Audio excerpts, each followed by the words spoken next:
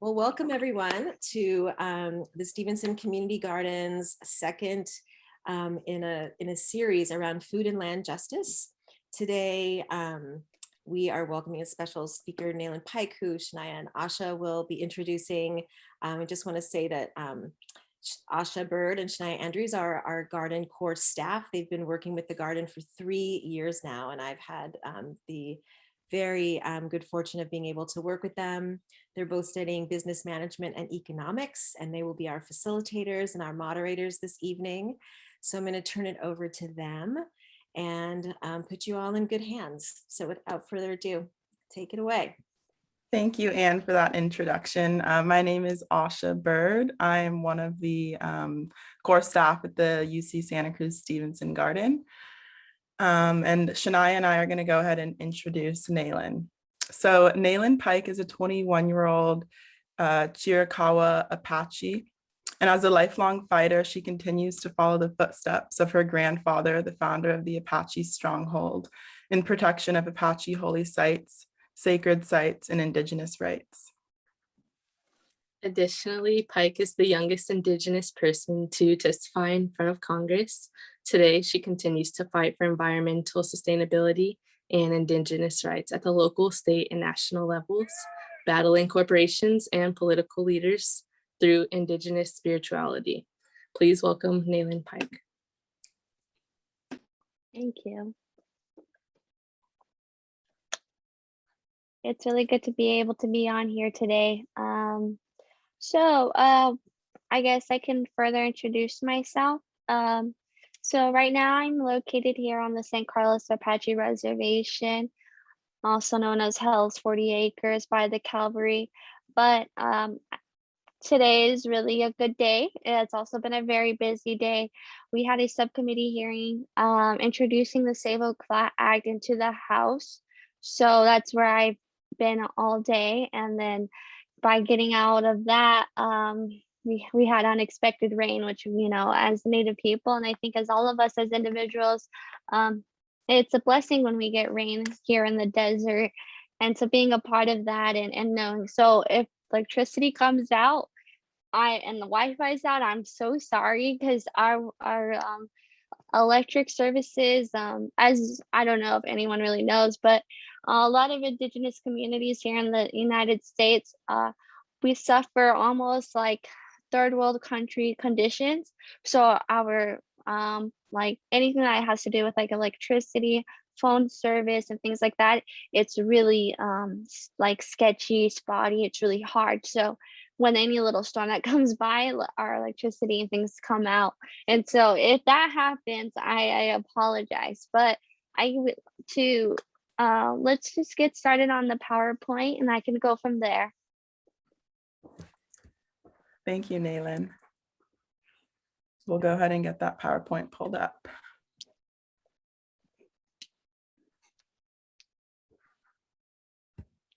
So that's how we say Oak Flat. As many as you know may know, Oak Flat, it's 5 miles east of Superior, Arizona, and about 45 minutes away from Phoenix, Arizona. But that's how we say it in Apache.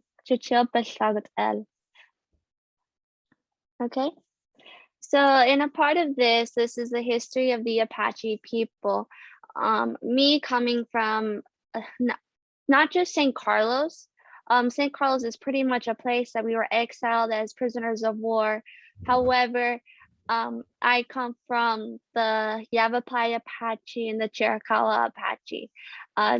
As Apache people, we were nomadic, so that meant that we never stayed in one place. We have stories of indigenous people from Canada that say that the Apache have came up and visit them all the way down to nearly central Mexico.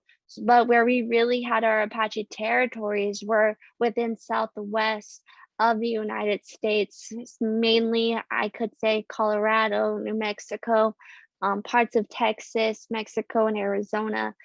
Is really where our territories were at and where we went place to place to our sacred areas.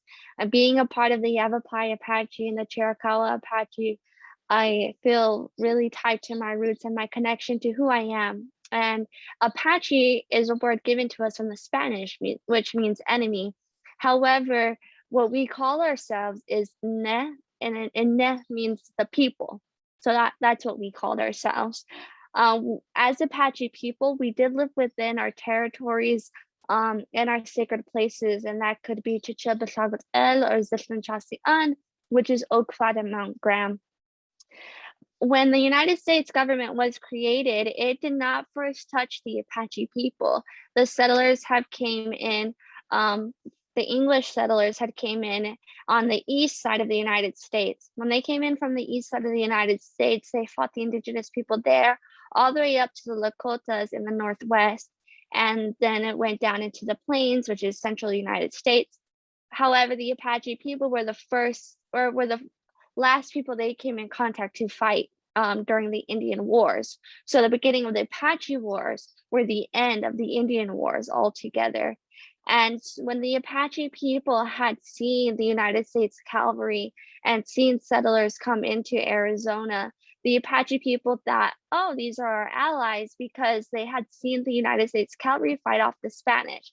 And at that time, we had already been in a long time fighting the Spanish. And so when these settlers came in, we saw them as our allies, and we supported them by allowing them to stay within our territories of Southwest Arizona. However, as the United States have done before, time after time again, they looked for profit. Profit has always been a key essential to the United States government's way of life, whether that's breaking promises, breaking treaties, and unethical behavior. And by doing so, that's when the United States cavalry had found minerals to mine. And there's Arizona state laws that say if you find any kind of minerals that could be a potential mine, you can mine in that area. So that disregarded if Apache people were living there, if it was a sacred site. And so it was once the cavalry and the settlers had found these minerals to extract, is when the Apache Wars began. And that was to, to the United States government, this is a problem. You have Apache people who are free people, who are in these territories, and that say that this is their land. And so what do we got to do? Because we want to mine these minerals. Okay, we're going to start this war. We're going to try to contain these savages as they did once before in the Northwest and in the East Coast. So that was around the 1700s and early 1800s when this began. And that's when the Apache Wars started. And that's where a lot of people who were once free became prisoners of war. You can go to the next slide. And so after decades of fighting, our Apache people were exiled from our ancestral homelands. By being exiled, that could be, there's stories of our Apache people who were free at Oak Flat. And there's a big story that is told, and one of these sacred areas are called Apache Leap, and that's right near the Oak Flat area. And in that story, it talks about a group of Apaches were free, and the settlers and cavalry had came in, and they wanted to take that place for themselves.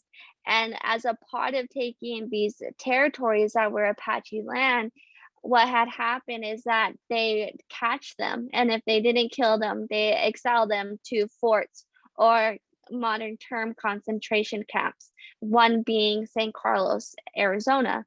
And these concentration camps were really dangerous, and a lot of our people have died in these areas. And so the Apache people were really, they really walked in spirit of freedom. Freedom was such a big thing, and even now it's such a big thing for our people, is the freedom to have our spirit, the freedom to let things live and grow, whether that be from plants, water, to ourselves as individuals.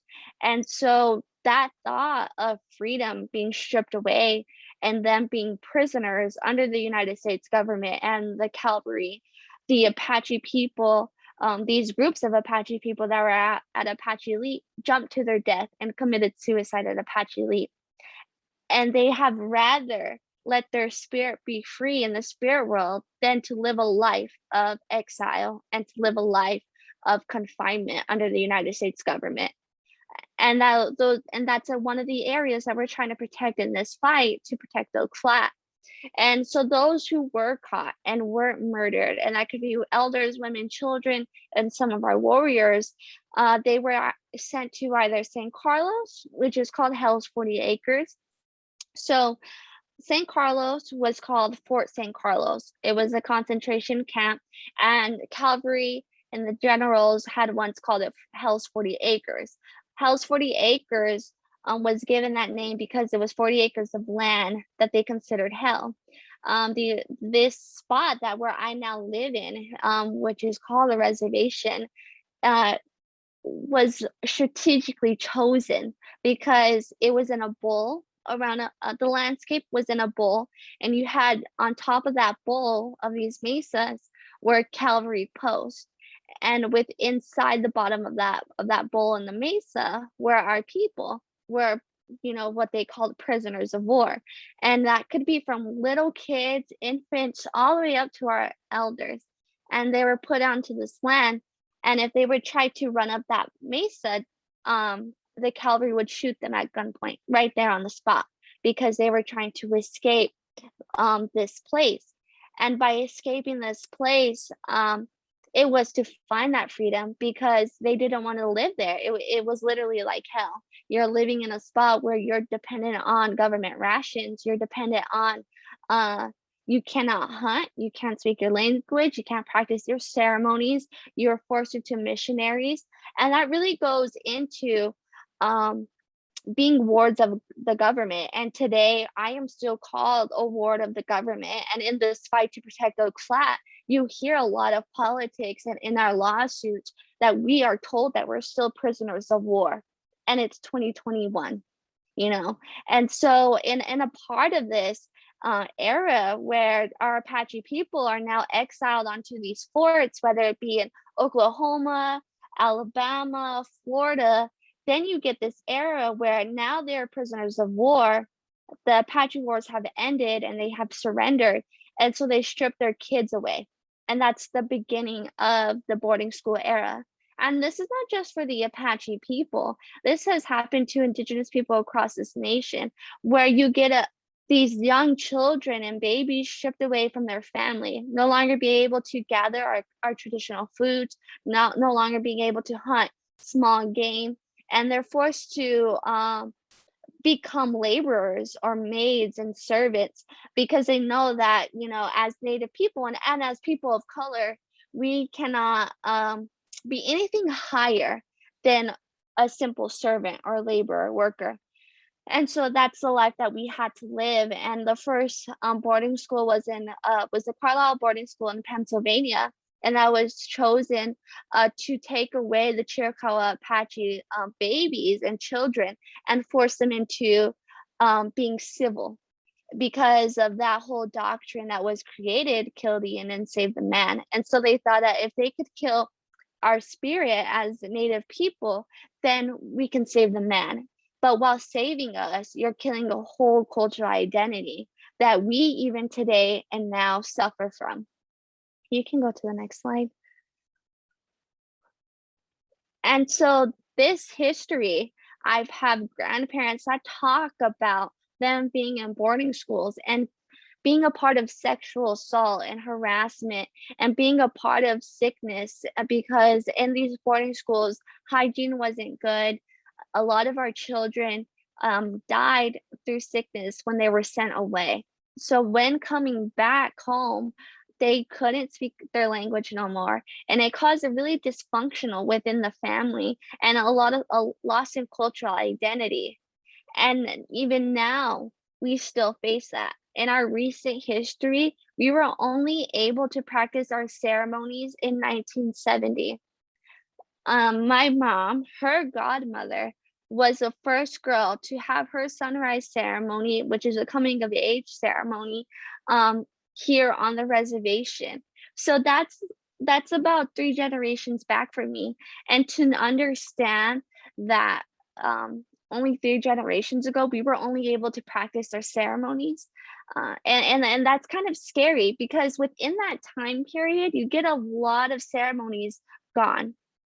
So being a part of this, now we're able to vote in the 1970s. And the only reason why I say in the 1970s we were able to vote is because the English Literacy Act had really affected our people. So we couldn't speak English, we couldn't write English, we were not allowed to vote. And so and when that was taken out and the English Literacy Act was taken away, it was only then that our people were able to vote. And so even like I said, now today, we still face third world countries living inside the reservation.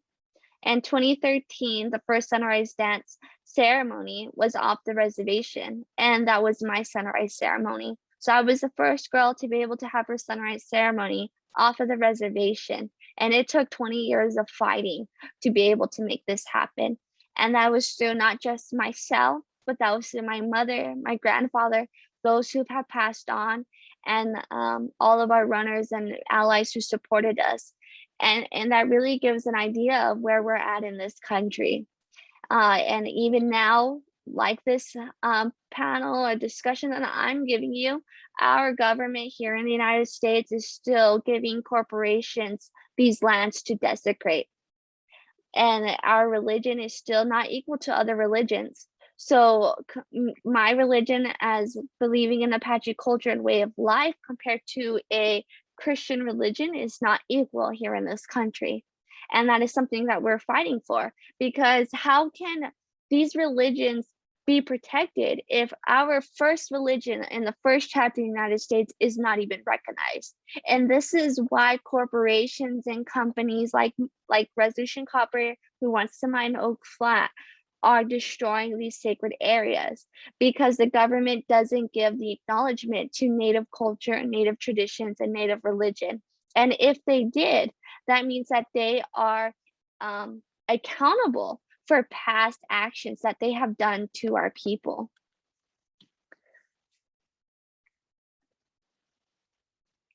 And this brings us to the fight for Oak Flat.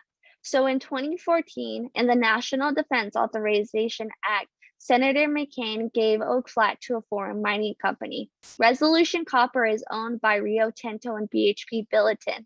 They are a foreign mining company from Australia and the United Kingdom, which 51% of them are owned by China. Through this process, they want to do the cheapest way of mining, and that's called the block cave mining method. The block cave mining method is the cheapest mining, but yet the most detrimental. By saying that is what will happen is that the entire landscape in the area that is being mined will be completely destroyed.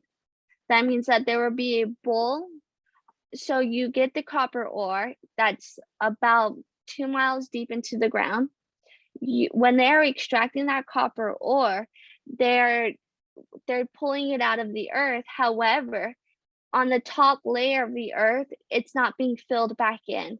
So you're getting the largest copper ore in North America being extracted, nothing being filled in underneath it. And by doing that is eventually going to cause a crater. This crater is going to be estimated 2 miles wide and about as deep as the Eiffel Tower. This big crater is going to destroy our ancestral ties.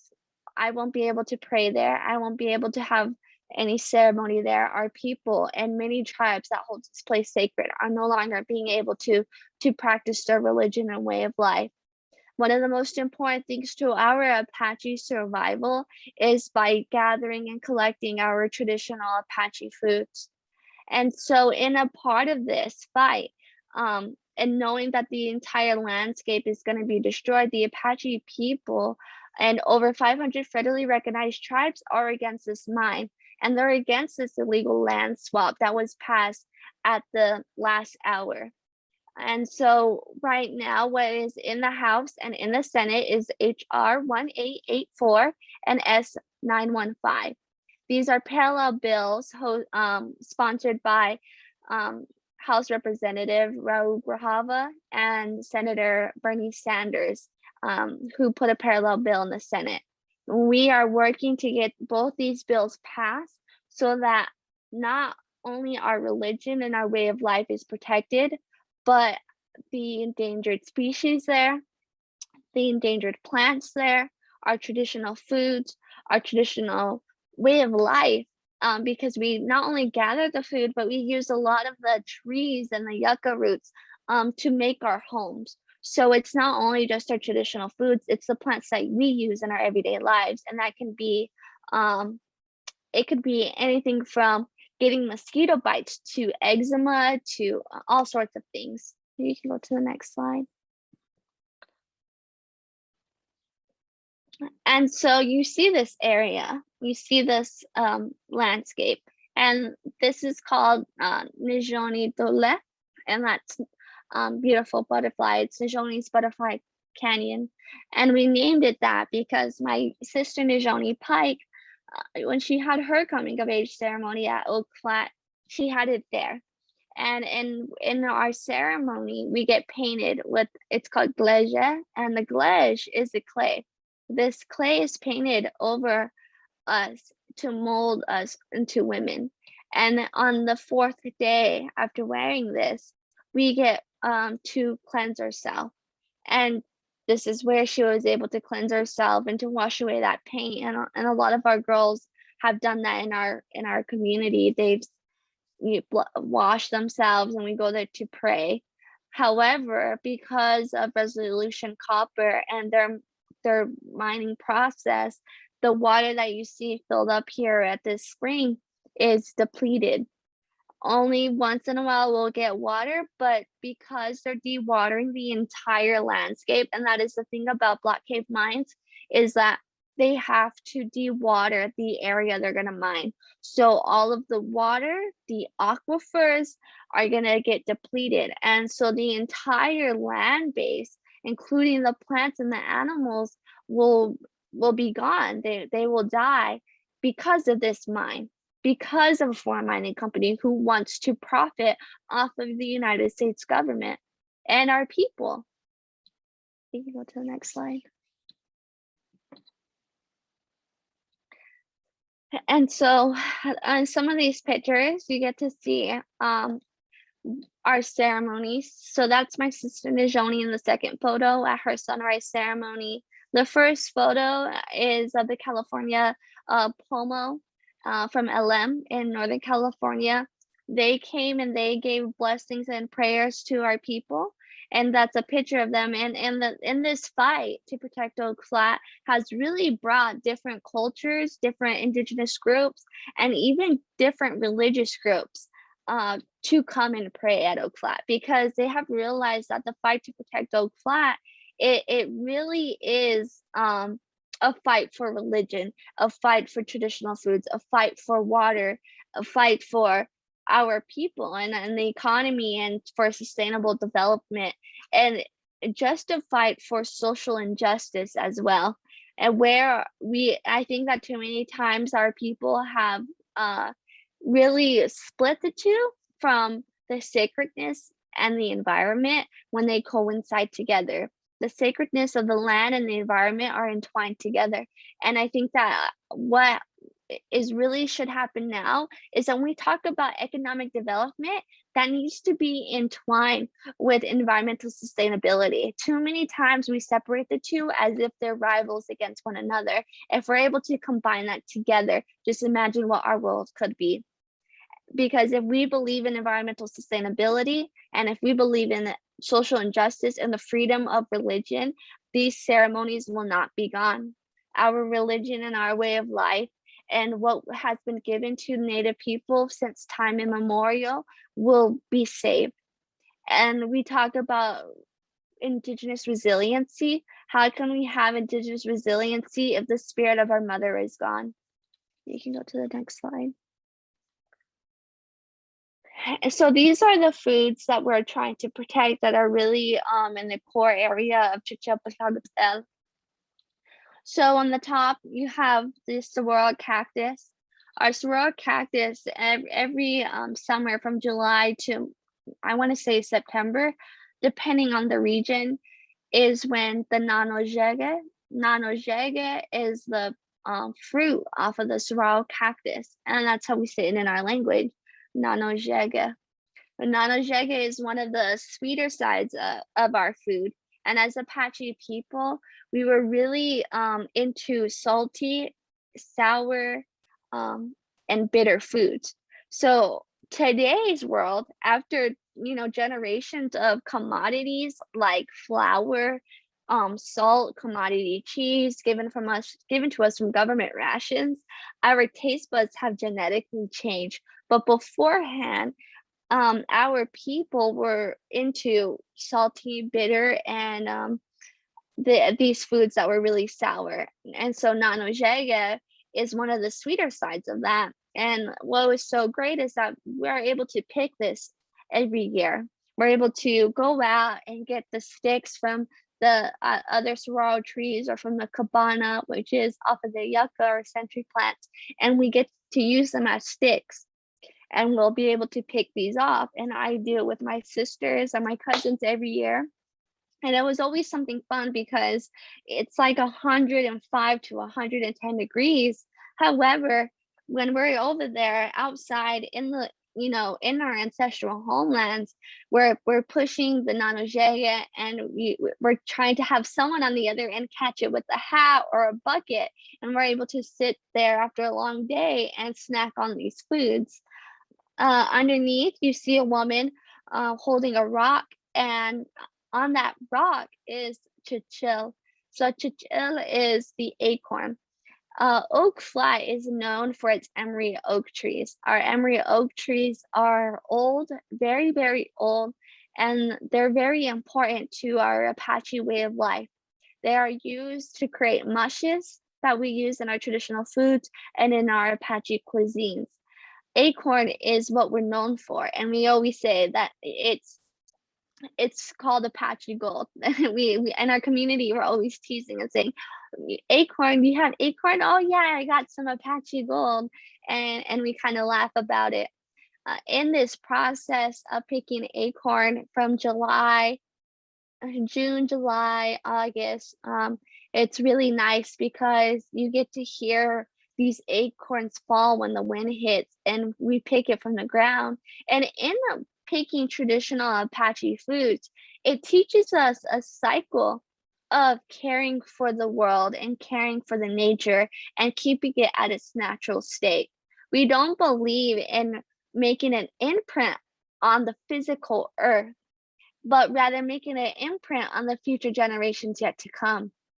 And a part of this cycle of learning how to pick our foods, like the acorn, our people are taught to believe that everything is sacred and everything has life, because Yosin, our creator, has created that, has given that for us to survive. And it's also a teaching to us that Nago Sun, which is Mother Earth, she is our mother. And as her mother, she teaches us the blessings of life and about nurturing our children. And so we are taught that our mother, Nago Sun, and we are her children. And if we have a mother, we want to protect her. And so when we have these corporate entities come in and want to destroy her, that really hurts us mentally, emotionally, and spiritually, because we know that she's our mother and we want to protect her, and we're doing everything that we can to protect her as her children. And what you see in this woman doing is taught to us from our could be our godmothers, our grandmothers, our aunties, our own mom, our older sisters, is after you pick the acorn, and you don't pick it from the tree, you pick it from the ground, because what's on the tree is still growing, and you don't harm the tree. Like when we're picking acorn, we don't shake its branches because we're disrespecting it. What we do is we touch the tree and we pray first, and we say thank you, Ahia Ashan, for giving us, this food, for giving us something that we can take home to our families, because one coffee jar of acorn can feed hundreds of people. And so what's so beautiful about this is it teaches us patience, because acorn when you're picking it, it's so small.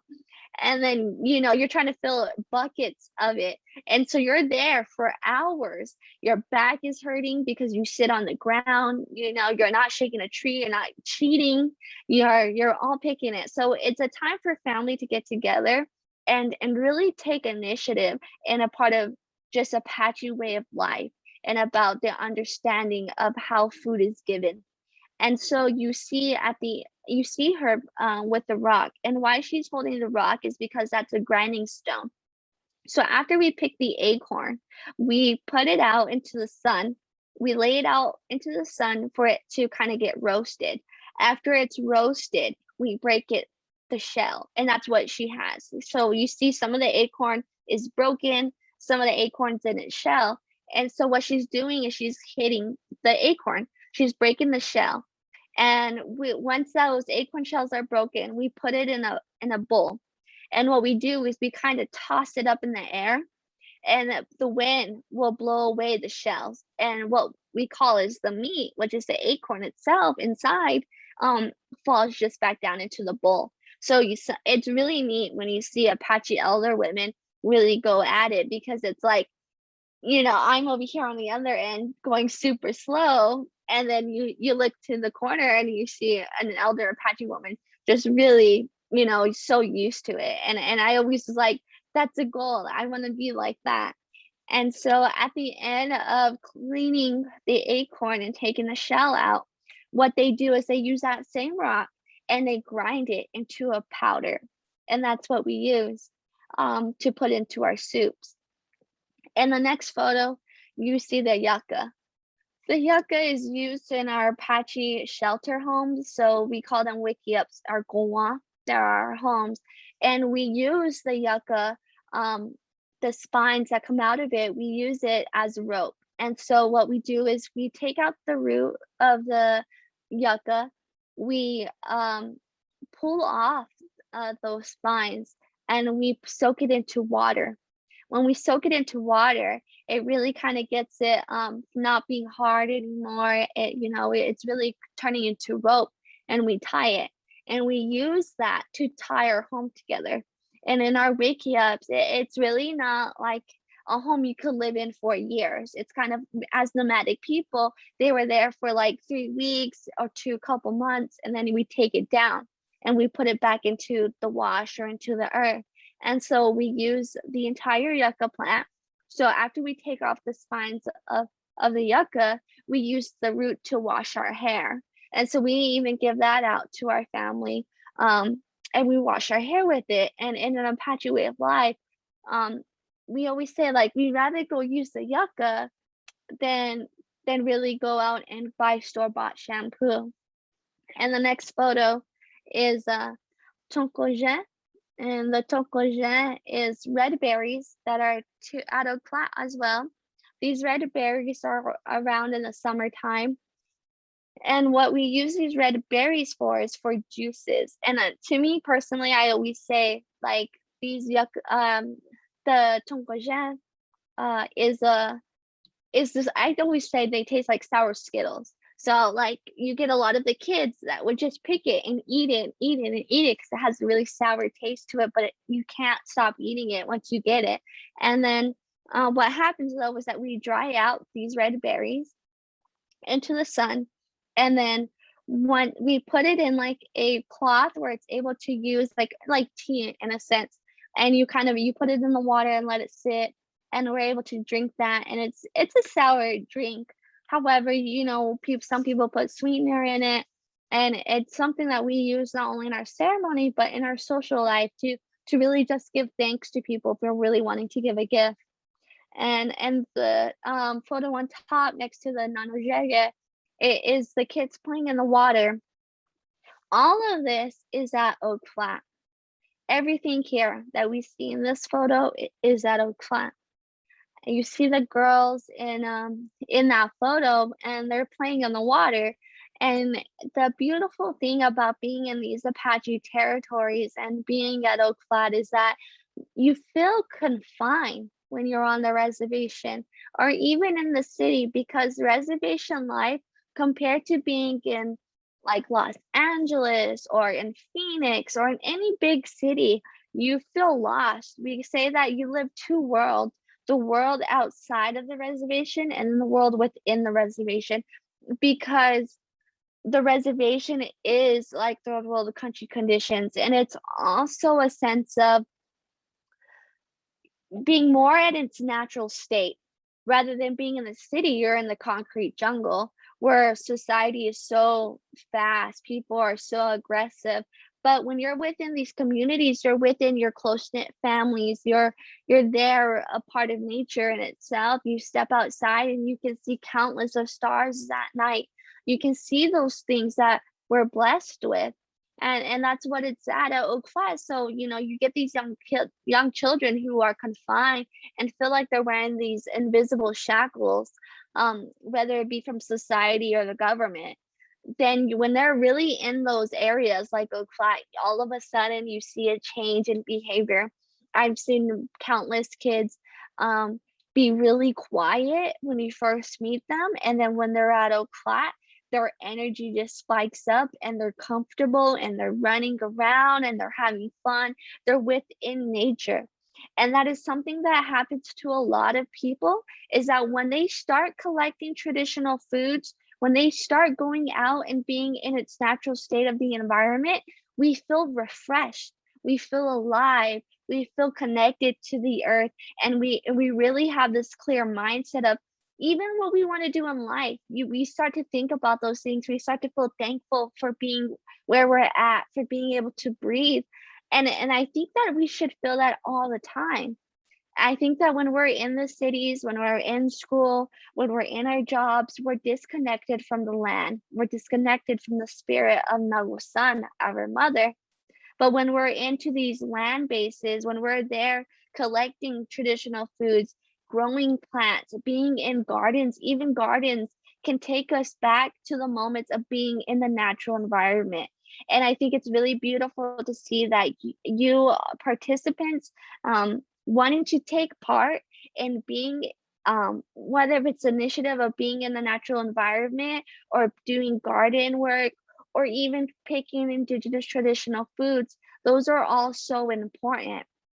And as Native people, there's so many amazing stories. Like in today, for some reason, we are told this is how much vegetables we can eat. This is how much calcium we should intake. This is how much, fiber we should have.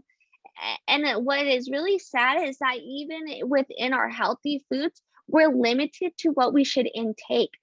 However, Apache people, before settlers had came in, have ate in diets and intake vitamins and essential foods as an Olympic athlete. And so I take pride in knowing that my people from long ago had such a healthy food diet. And I strive for that. And in a lot of our programs today, we're working with young children who want to go back into the environment. And we teach them how when we're picking these indigenous foods, we're leaving the environment, we're leaving the land as it should be. We never farmed. And why we didn't farm is because we're making a bigger imprint on the earth by farming. What we do is we do scatter farming. We do natural farming in a sense of what we planted, we scattered it in a sense of making it natural. We didn't do much impact to the environment because we knew that it could change it. And as Apache way of life, that's something that we don't want to do. We want to leave it the way it is. We want to take only what we need and then leave. And that's something that is taught to us. We only take as much acorn as we need and we leave. Take as much nanojega and then we leave because we don't want to take too much. And so it teaches our children and our community a really nice way of life and how to live and how to value certain things. Like it gives us examples of greed. Too many people want to buy too many things in the stores and in the aisles, whether it be groceries and things like that. However, when we're here and we're picking traditional foods, we're only taking what we need and then we leave. And so that teaches us that we shouldn't overtake, because other people need to take that stuff as well. What if they need it? I don't want to take all the acorn and then a family is in need of it. And so we are in this capitalistic world where it's like greed is over everything. Greed is over value, greed is over religion. And I think our people have really been able to acknowledge that within the recent years, is that we no longer want to be a part of that evil. And I've had my grandfather tell me multiple times, the oldest evil in this world is greed. But you can go to the next slide. And so, yeah, I just really want to say that's the end of my PowerPoint. I think that what we're really fighting for here and now is the future of our generations. It's a yet to come. In that photo, it's myself at Oak Flat and my little sister, who is now 7 months. And so me being 21 and her 7 months, I'm able to live and be privileged with my tradition, culture, and way of life. I'm able to have the understanding of how to pick traditional foods, of how to use the water. I'm able to understand what it means to go to Oak Flat and to pray. But when she's my age, will she be looking at a crater at Oak Flat? That is something I'm fighting for. I'm fighting for her way of life, because as people today, we have to have the understanding that we pave a path for the yet to be born. What we make, the decisions in our lives affect those yet to come. And so in our decision making and in Apache way of life and indigenous culture, we have always thought about the future generation. We have always thought for those yet to be born. And so if we can all do that, if we can all think about our future children, our future grandchildren, and the decisions we make and the impact in our lives, and I think that would really make a better tomorrow. And I really want to thank each and every one of you for being a part of this discussion. Thank you, Naelyn, for such a wonderful and informative presentation. I really enjoyed learning about the history of Oak Flat and the indigenous and traditional foods. So now Shania and I would love to follow up with some questions and then open it up for the audience to also ask questions. So the first question I have is about Oak Flat. You mentioned some of the acts that are in place to save Oak Flat, but I'm wondering what the current state is of Oak Flat. So right now in the recent time is that when the former President Trump was in office, what he had did in January, in the last week of him being in office, he had made a statement to pass the final EIS, which is the final impact statement from Resolution Copper, so that the land swap could transfer over. So his intentions was to proceed it and push it before Biden's administration went in. And what had happened before that is so this land transfer was starting to happen, the process. And in every process, there's always a 30 to 60 day period of time. And during that time period, the Apache Stronghold, which I am a member of, and environmental organizations and the St. Carlos Apache tribe have done lawsuits to fight against Resolution Copper and Tonto National Forest. So Tonto National Forest is kind of the liaison between Resolution Copper, the people of the United States, and the United States government, meaning Congress and the Senate. It's the House and the Senate. And by doing that, we put a lawsuit out against Tonto National Forest for lack of consultation, for freedom of religion, and so forth. And so in a part of this fight, that withdrew and stopped and put a hold onto the land swap that Donald Trump had tried to proceed before Biden came into office. But once Biden came into office and the lawsuit were starting to go into the Ninth Circuit District after its appeal here in the District of Arizona, is Biden's administration was able to withdraw and rescind the final EIS that was going to transfer over public land to Resolution Copper under private ownership. And so we're still in a lawsuit in appeal of the Ninth District Court for the Apache Stronghold. The St. Carlos Apache tribe still has their lawsuit out. And so we're waiting for that 60-day time period, which is coming up, for that withdrawal and rescind of the final EIS.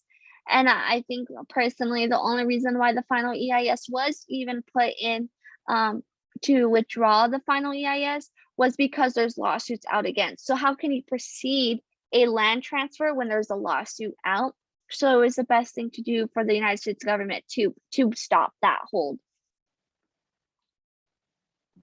Wow. Thank you for that. Thank you for That's, sharing. yeah. I was also wondering, so like, what do you recommend that outsiders do to, like, should they be urging locals, or how can other people get involved to just bring awareness and try to help as well? Yeah, there's really like a lot of things that people can do. The Apache Stronghold is a spiritual movement. So we're really traditional based, and we allied with a lot of religious groups. And so one of the main things that I know that Apache Stronghold is asking for is, if you're into spiritual beliefs or whatever your religion is, we ask for prayers. We really believe that our battle is not seen. And so because this is a sacred area and we're just really asking for a lot of prayers, we're also asking people if they want to get aware of the issue, they can go to the website we have, which is apache-stronghold.com. And that has a lot of information that if you want to learn about past bills that were put into the House or in the Senate. It can talk about the land swap in 2014. It also talks about petitions that if you want to sign and things like that. And in a part of that, once you're aware of the issue, we're asking those who want to participate is to contact your congressional leaders. We are the people. We make the decisions, we put them in office, and so our voice should be heard.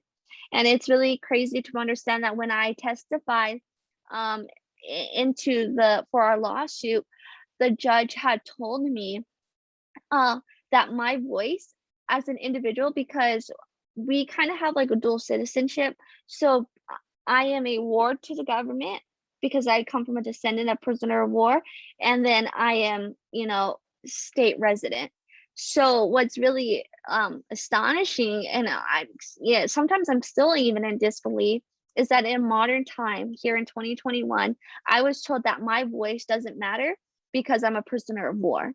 And so my testimony and everything that I had said went through one ear and out the other because I'm warded to the government still as an indigenous person. And so if you can contact your congressional leaders, please do. Give them a call, send them an email. Please support HR 1884 and S915. I think it's really important that we put that act in, because they're both in the House and in the Senate, and then also social media. And even if you want to come to Oak Flat, you're more than welcome to. It's open to anyone. It's a huge land base, so if you want to go on your own personal journey for yourself, you're more than welcome to. If you want to contact the Apache Stronghold and meet us, then that's fine too. We're always there. We also have the Protect Oak Flat on Instagram, so there's that as well. Thank you so much for sharing all those resources and ways for people to help. I'm curious to hear a little bit more about you. So I guess I'll ask, what does your day-to-day life look like now? On the weekends, I'm always at Oak Flat. My grandfather, Winston Nosey, he actually lives at Oak Flat, so he's not on the reservation anymore. I am a staff assistant of the office of the chairman, so that the chairman of our tribe is like, because we're a sovereign nation, it's kind of like the president of the United States. He's the president of our tribe. And so as a part of his executive office, I work on projects for our community, mainly on our youth. So recently I've been a part of our skate project. I've worked with the forestry department on our Apache diet program. It's trying to teach our people in our community to use alternative ways to diabetes. Diabetes is one of the main causes of death for indigenous people because we're not used to settlers' food. our bodies are not used to alcohol. It's not used to sugar intake the way people across the world are. And so when they brought it to here onto the United States, our body can't take it as well. And so a lot of our people get sick. And so we're trying to teach people to, and instead of using sweetener, or instead of doing this, taking medication, insulin, what if you go out and you pick your traditional Apache foods? Not only are you getting exercise, but you're eating food that we know that we can take, and that is good and healthy for us. And so that's something I really believe in. Other than that, I'm the oldest grandchild of 27 grandchildren. So I'm a big family person. Family is everything for me.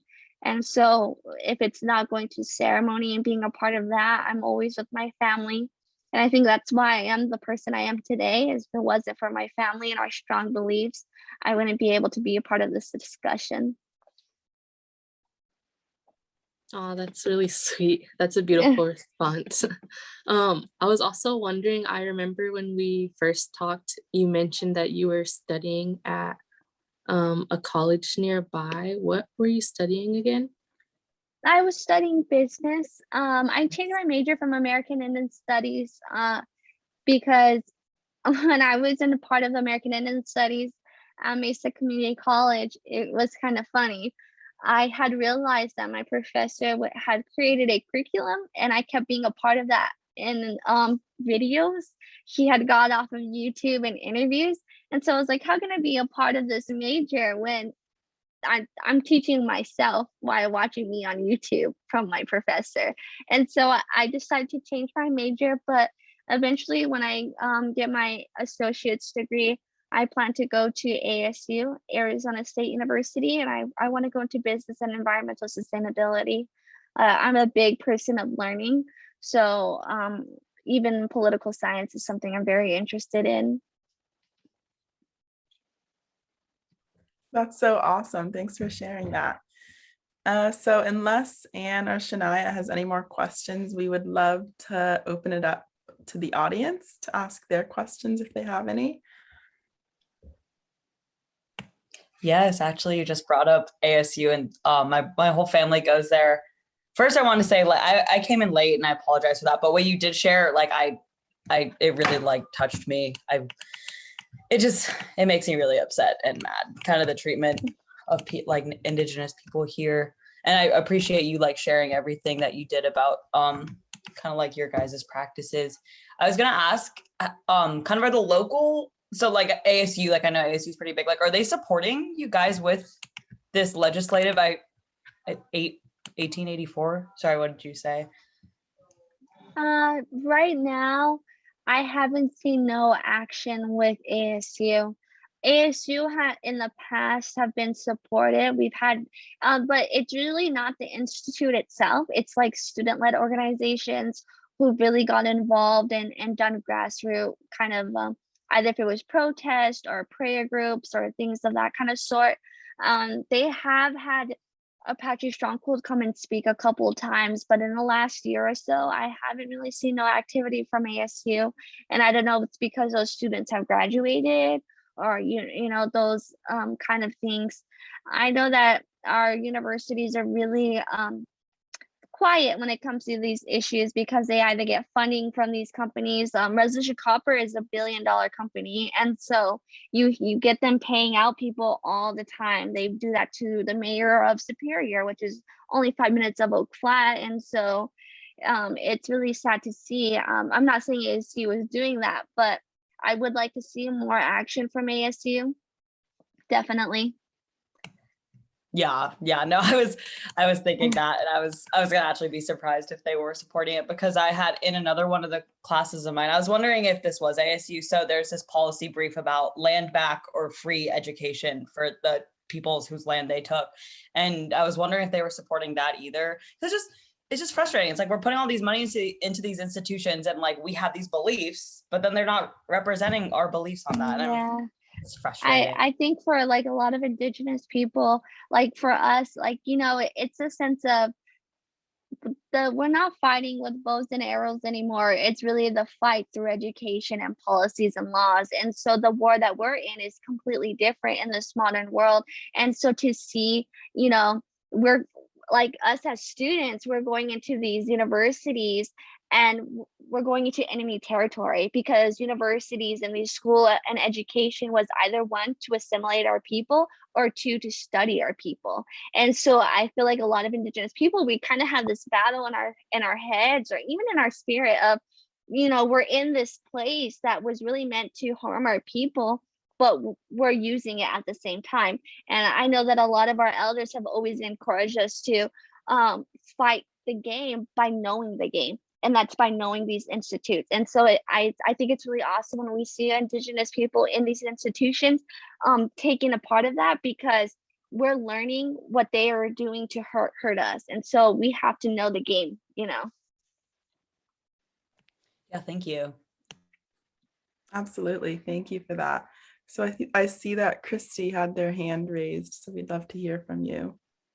Yeah, thanks. I really enjoyed just all the learning that took place, and I especially have been, it was so disturbing when I originally learned about the taking of children as a way to really decimate, even like doing the land grab, you know, like when you take the children, that's when people don't learn the languages, and anyway, as a way to just destroy culture. I'm wondering if, as like it gives me so much hope to hear you, you know, imagine you know your native language and your family. Are you seeing that that there's more young people being interested in learning languages and learning culture, and is that reversing? Is that trend reversing?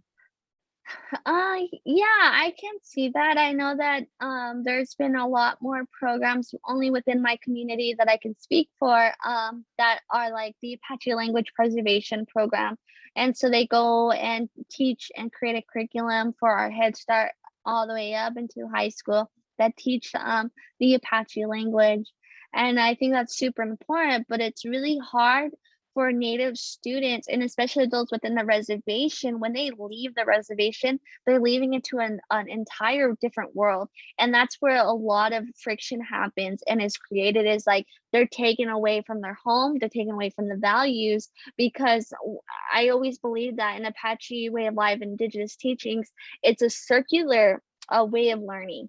However, when we're going out into Western colonization, it's a linear way of learning. So once you're at the beginning where you're born at, your family and your home, but as you grow, you're furthering yourself away from those values and teachings, and that creates this cultural identity. Is okay, in order to survive the white man's world, then I need to leave my family behind. And so that's something that I guess I see a lot of them coming back, but you know, that's still in the back of your head, because you also still see people out there.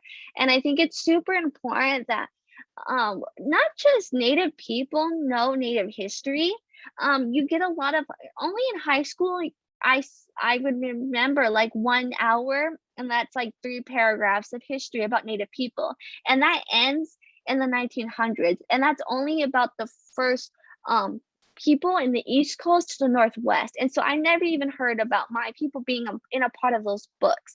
The only person I've ever seen on there would be a name, and that would just be Geronimo. And it'd be like famous tribal leaders and Geronimo, and it's the Chiricahua Apache. That's it. Like I've never seen anything else. And that really causes like we're over 500 federally recognized tribes. Within those tribes, there's different bands and clanships. And so when we talk about Native American people, we're kind of generalized as just being Native American. We're not looked at as a diverse and unique groups of where we come from and who we are. And so by not teaching that even to non-Native students, it creates ignorance in our people. And so I think that if we could have curriculums in high school, because the only time you ever learn about a Native American history is if you choose to use it as an elective in college. And so I think that if we make it mandatory, even if it's just about like native cultures in your state, it would still be important, because then these students would come out feeling thankful of like, okay, the land that I'm on right now is not my land. However, I feel thankful. And it gives an entire way of life of being thankful for who they are, where they come from. And it even makes them question themselves of, where did I come from? Because we get a lot of non-natives with loss of identity, and they come out into the world like, who am I? Why am I the way I am? Why do I think the way I am? For native people, it's easier because we're here on the land we come from, so we can go back and find that. But those who are lost, who are non-native, have a really hard time finding that, because where the roots are entwined to are not here. And it's not saying to go back, but it's saying if you want to know yourself, if you want to feel that, and because our generation, I think that's what I'm really oriented in, is our younger people. And I think that they feel that connection to who they are, it would create such a better world altogether. Wow, that's such a great answer. Christy, did you have a follow-up question to that, or did she? Okay, great. Next, I can call on Asha's mom. I saw that you raised your hand. Yes, thank you so much. I am absolutely floored by your drive and your passion. I did have a question, but the more I listened to you, the question really changed to a deeper admiration for what you're doing. I had no idea there were so many parallels between our Native Americans and existing while being Black.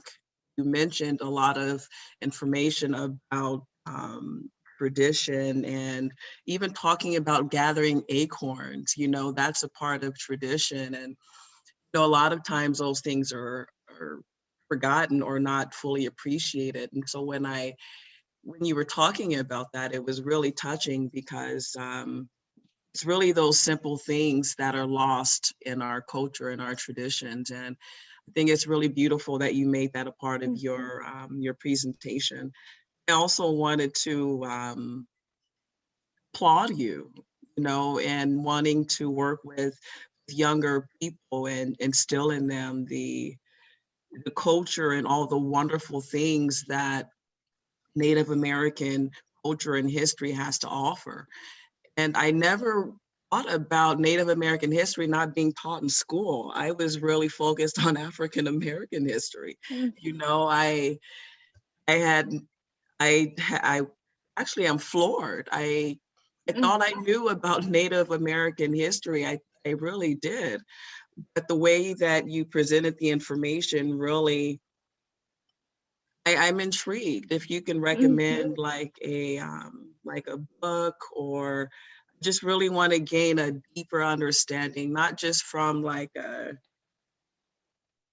I want the real talk, like an autobiographical account, like a real person. Here I am without my video camera on, but I hope you understand what I mean. I really want to understand, like, in addition to, girl, you got to write a book. I want to read your book. How about that? Thank you so much. Yes, thank you. Yeah, I could definitely send you over some books to look at. I myself, it's so crazy because in school as a little girl in elementary, I used to be fascinated with Apache history, and specifically, I guess because the Chiricahua Apache, we have a lot of books. And the reason why we have a lot of books is because we were known for our guerrilla warfare. We were known to be the last to surrender. And we were kind of looked at as these notorious savages in Western movies. And so in like old Western Hollywood movies, you would get a lot of these red-faced Apaches who raped white women or took them away and stuff like that, which really depict us in a negative way. And it's like that for even African American cultures and for all sorts of different ethnicities within the United States. We're depicted in such a negative way. And so as a young girl, though, I used to really like reading, books about Geronimo or Cochise and stuff like that. And Yes. I can definitely show that to you, but really a lot of my knowledge and Apache culture is it's oral history. So we have a lot of table talks, my grandfather and I, and even like with my mom, communication and teaching our history and our way of life is through oral history. And I think that's what makes it really hard for, I guess, for evidence, you know, in sense of like, okay, when did you first start your first ceremony, you know, Yeah. and things like that, because we don't have a Bible. We don't have that. We don't have that kind of teaching.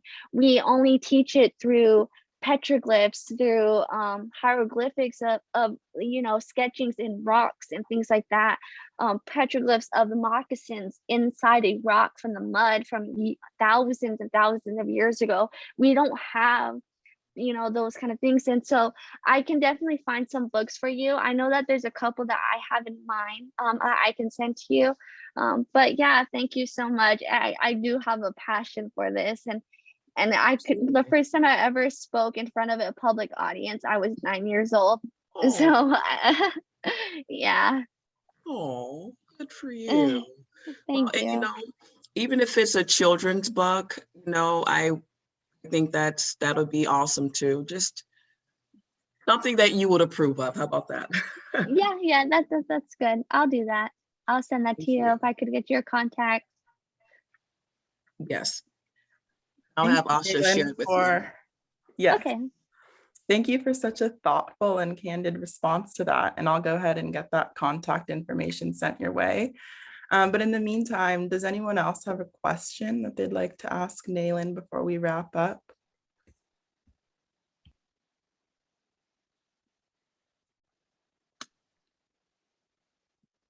If I could just chime in, I just want to thank you again, Naylan, for joining us this afternoon. It's been amazing, like mind-blowing and wonderful presentation. And you know, I think people have already expressed this, but just really the way that you brought it from all of the levels, really from our personal and, you know, you as humans and people and the food you need to eat, all the way out to the advocacy and the policy and knowing this culture and working within it. It's just really beautiful. Thank you so much. Yeah, thank you so much. It's really it makes me have hope to know that people want to hear, you know, because for so long our voice was really overshadowed. We always say that even now, we are the dust underneath the carpet. And so when I have people who want to know, who want to listen and to hear what we have to say and the things that we're going through, whether it be on a community level to a national level, it makes me happy because I know that there's hope out there that we could really make a difference. And it gives me energy to know that what I'm doing is being heard, you know. Because I really believe in our community. I really believe in the future.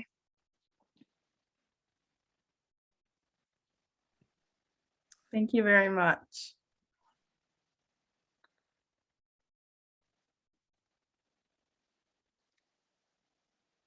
There's just a few comments if you didn't see them, Naylan. It was a wonderful and informative talk. Thank you so much. And it's an honor and blessing to have shared this space with you today. And thank you for sharing. We're also touched and moved beyond measure. So just want to make sure you got all those comments before we separated today. Yeah, thank you so much. Well, yeah, well, it was a really good talk. Yeah, it was a great talk. Yeah, I'm so happy. But yeah, thank you. If you guys need any information from me or any outlets or, you know, things that you need guidance to for resources on Oak Flat, or just what you want to do, if you want to do it something, just get in contact with me. I'll give you guys my cell number. That's the best way to contact me, or through Instagram. Great. Wonderful. Yeah. Yes, we'll absolutely stay in touch. Thank you so much for your time. Thank you. Thank you. Bye, everyone. Good night. Bye. Have a good night. Good night.